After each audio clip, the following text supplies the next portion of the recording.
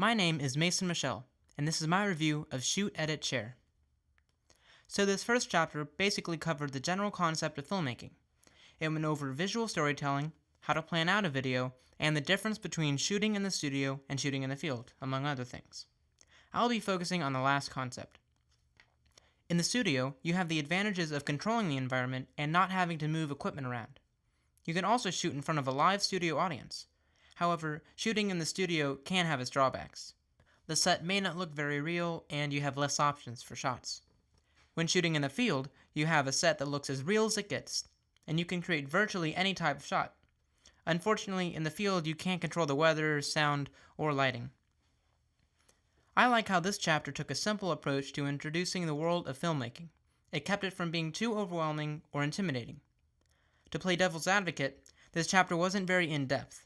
If the Getting Started section was split into 2 chapters, perhaps it could have been more specific. Chapter 2 covered studio production. 2 of the main points this chapter made were cues and jobs. There are 7 main cues that a floor director will use. The first one is called standby. This is indicated by raising one hand above your head.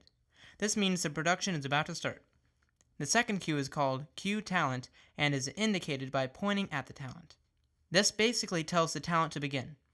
The third cue is stretch, which means the talent needs to make the program longer. This is indicated by making a stretching motion with your hands. The fourth cue is called cut, which is indicated by making a cutting motion across your neck. This means the talent needs to stop what they're doing. The fifth cue is called 30 seconds. It's indicated by making an X with your arms. Obviously, this means that there are 30 seconds left in the program. The sixth cue is called 5, 4, 3, 2, 1. Which is indicated by counting down with your fingers. This indicates the number of seconds that are left in the show. The seventh cue is called wrap. This is indicated by making a wrap-up motion with your hands. It indicates that the talent needs to wrap up what they're doing. Now here are the different control room jobs. The director is in charge of everything. He or she makes all the final decisions. The assistant director obviously helps the director with anything he or she needs help with. The technical director is in charge of switching between camera shots. The toaster operator doesn't operate a toaster, but actually is in charge of all the graphics during the show. The audio operator is clearly in charge of running the sound. The teleprompter operator operates the teleprompter for the talent to read, and the VTR operator is in charge of recording the show. Throughout this chapter, there were a lot of cues and positions listed. I really appreciated that the chapter provided pictures to demonstrate each cue and position. I do, however, think that there could have been more examples and information on different types of lighting setups. Chapter 3 covered the camera parts, camera features, and types of shots, as well as some other things. 2 of its main points were the camera parts and types of shots. There are 8 main camera parts. The first is the viewfinder. The viewfinder is what you look through to see what is in the shot. The lens is what collects and channels the light into the camera. The camera head is the part of the camera that houses the lens and viewfinder.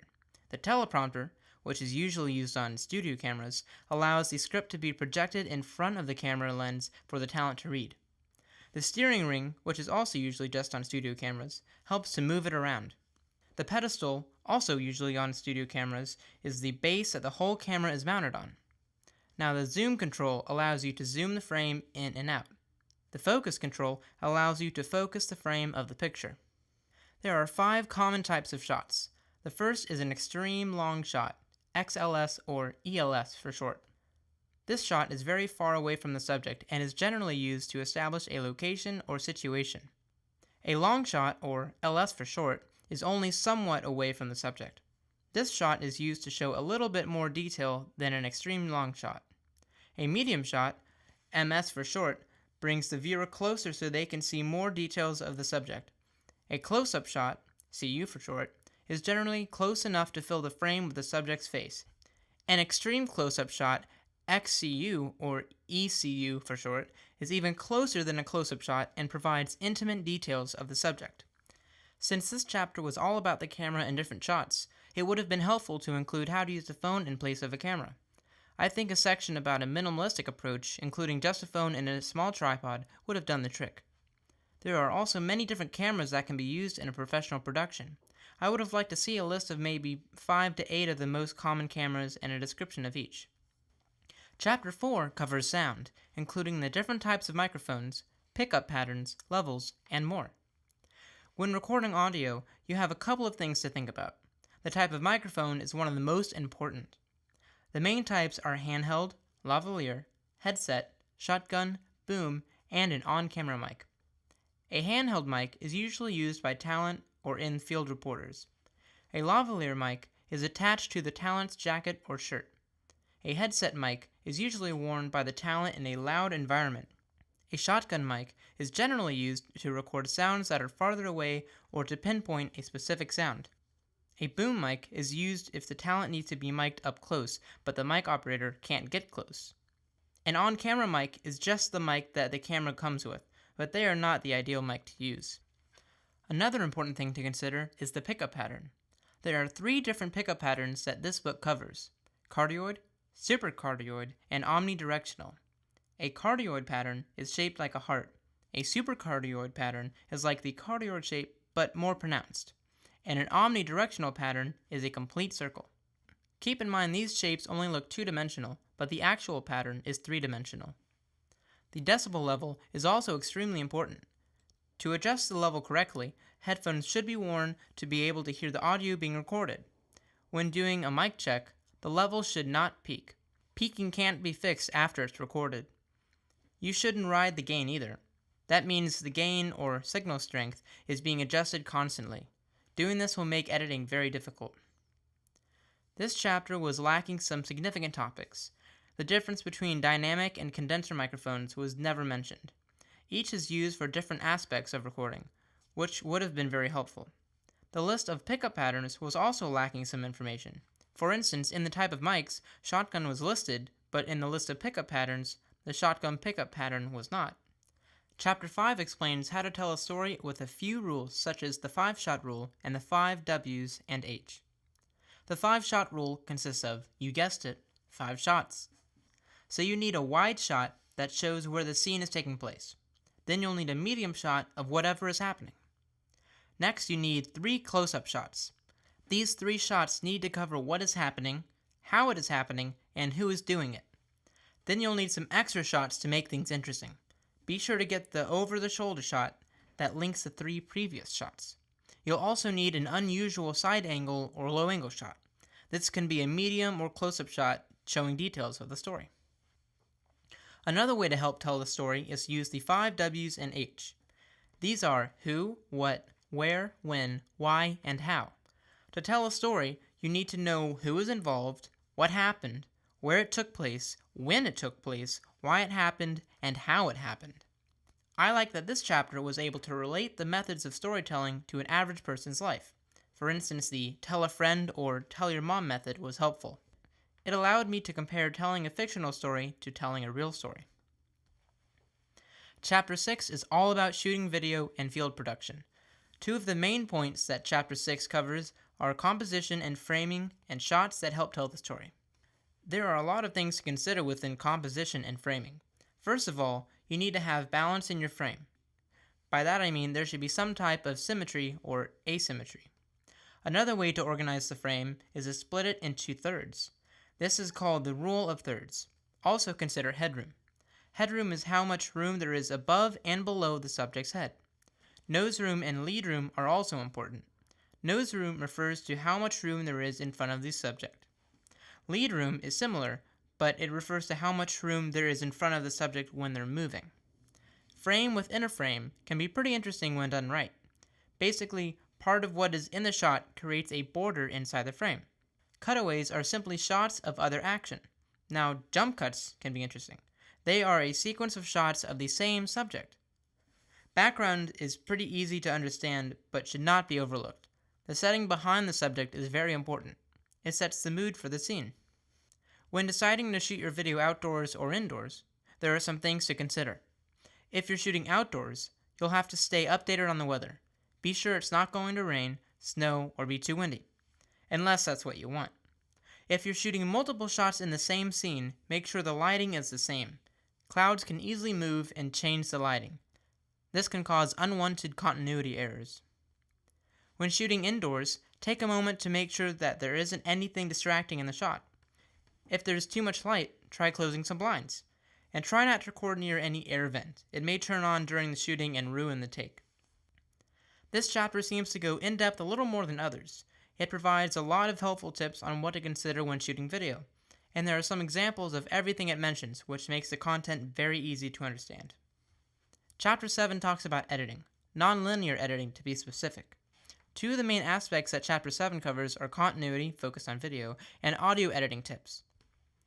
So when editing a video together, continuity is extremely important, or else the viewer can be easily confused. To ensure continuity, keep in mind the axis of action. This means keep the direction of the shot the same. The lighting should also be consistent from shot to shot. Another continuity area to watch out for is subject appearance. Make sure, for instance, if your subject has her hair down in one shot, she has it down for the next. Audio is often overlooked, but it's certainly just as important as the video.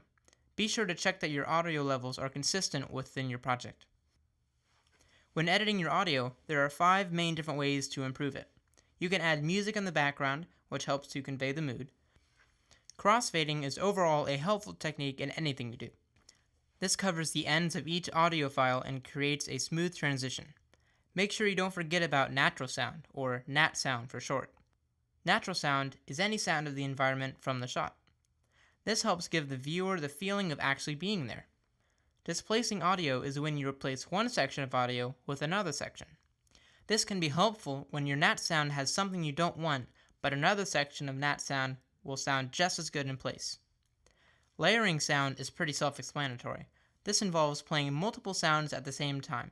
This is common with nat sound in, say, a voiceover or interview. This chapter had lots of pictures which helped understand each concept. I also liked how it provided screenshots from editing in Adobe Premiere.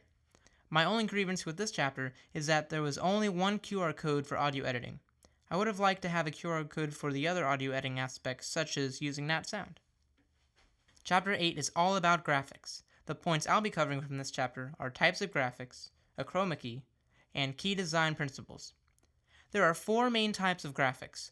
Full screen graphics basically cover the whole screen. Lower third supers only cover a small portion of the bottom third. Crawls are in the same location as the lower supers, but they move left to right. Over-the-shoulder graphics are generally placed over the shoulder of the talent. A chroma key is a process where a green or blue screen is used to create another background behind the talent. This is generally used by weather forecasters so they can appear to be in front of a screen displaying the weather. One of the main drawbacks of using a chroma key is that the talent can't wear anything that is the same color as the screen, or else it won't show up on the footage. There are 6 key design principles that this chapter covers. The first is aspect ratio. This refers to the size of the screen the product will be viewed on. The essential area is the area of a product where content is for sure going to be seen. Color refers to making sure the product contains colors that contrast in a way that make it easy to read. Readability is similar, but more focused on the font. The right font can make something easy to read. Typography is also focused on fonts, but more specifically on the different moods different fonts can imply. Consistency refers to being consistent with your choices and decisions. I felt like this chapter was not as well put together as the others. The examples seemed weak because most of them seemed to be fake examples rather than real ones. Speaking of consistency, it was a bit off-putting that some were real and some seemed like they were made very quickly. Chapter 9 covered viral videos and why they've gone viral. I'll summarize a couple of the main points from the chapter: shooting for the small screen and tips for getting your video to go viral. When shooting for the small screen, there are 5 things you need to know. You need to have a hook, which is something that captures the viewer's attention and makes them want to watch your video. You need to keep it short and simple. These days, people have a very short attention span. They can get bored very easily. Be sure to capture lots of close-ups. On a small screen, faraway shots make the subject hard to see. Don't use too much motion and effects. Remember, your video needs to be simple. If you want a quality video, it'll help to use a tripod and a mic. Here are some tips that Chapter 9 gave on how to get your video to go viral. Make sure your video is very engaging. Don't bore your viewer.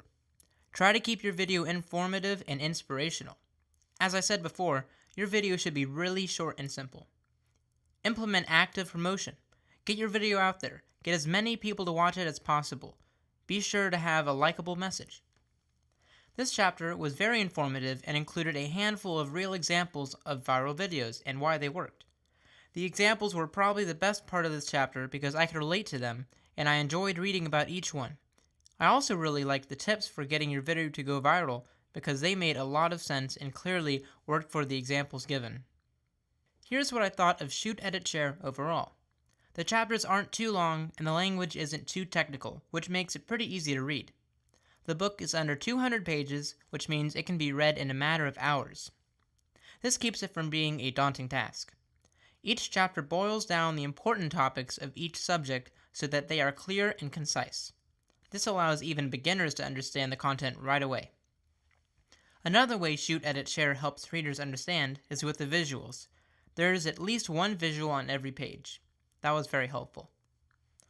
While this is a great book, it does have its drawbacks. For instance, it's not very in-depth. However, this is to be expected with an introductory book. It would be helpful, though, to use this book as a preface to a more in-depth book. The checklists at the end of every chapter, while a good idea, end up seeming redundant. The descriptions of each checklist are not necessary because the checklist titles are self-explanatory. Most of the visuals were high quality, but a few weren't. Some of them just looked like a picture of a screen. This made it kind of distracting. But overall, I thought that Shoot, Edit, Share was a quality book, but should be paired with a more in-depth book.